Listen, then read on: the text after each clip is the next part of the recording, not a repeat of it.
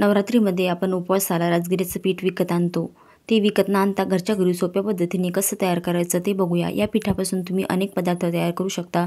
जसं की इडली, उपमा, शिरा, राजगिऱ्याचे लाडू, राजगिऱ्याची वडी. त्यासाठी मी घेतलेला आहे 1 वाटी स्वच्छ धुवून असा वाळून राजगिरा घेतलेला आहे.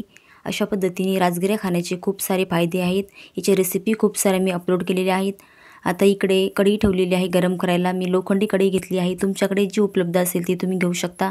आता कढई छान गरम करायची आहे. एकदम कडकडीत अशी गरम करून घ्यायची आणि असं थोडं थोडं टाकायचं आहे यावरती आणि चमच्याने असं मिक्स करून घ्यायचं आहे. तुम्ही पाहू शकता कढई गरम होती, आपोआप अशा लाह्या फुटत आहे याच्या अशा पद्धतीने. आणि एक कॉटनचा कपडा घ्यायचा आहे. त्याने असं मिक्स करत राहायचं म्हणजे इकडे तिकडे उडणार नाही आणि आपल्या लाह्यासुद्धा छान फुटतील. चमचाने जर तुम्ही कराल तर इकडे तिकडे उडन सर्व आणि हाताला सुद्धा चटका लागन. अशा पद्धतीने जर कॉटनचा कपडा घेतला तर खूप छान असे तुम्ही घरच्या घरी लाह्या फोडू शकता आणि पीठ तयार करू शकता मंडळी. राजगिरा खाण्याचे खूप सारे फायदे आहेत. त्यामध्ये भरपूर प्रमाणात प्रोटीन असतं. राजगिऱ्यामध्ये कॅल्शियमसुद्धा असतं. त्यामुळे हाडांच्या मजबूतीसाठी सुद्धा राजगिरा हा उत्तम मानला जातो.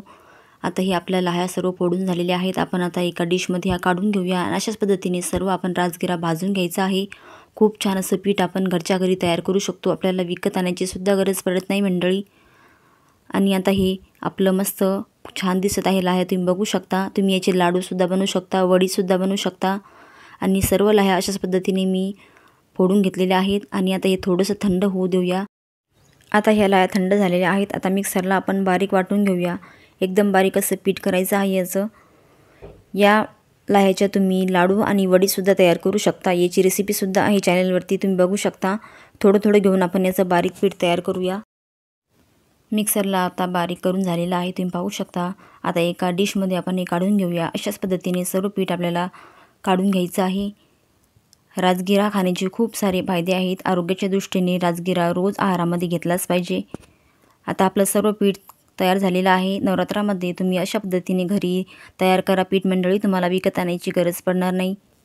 खूप साऱ्या पोषक तत्वांनी असा राजगिरा तुम्हीसुद्धा आहारामध्ये समावेश करा मंडळी. तुम्ही चॅनलवर पहिल्यांदा आला असाल तर चॅनलला सबस्क्राईब करून ठेवा. आजची तुम्हाला ही रेसिपी कशी वाटली कमेंट करून सांगा आणि रेसिपी आवडली असेल तर एक लाईकसुद्धा करा.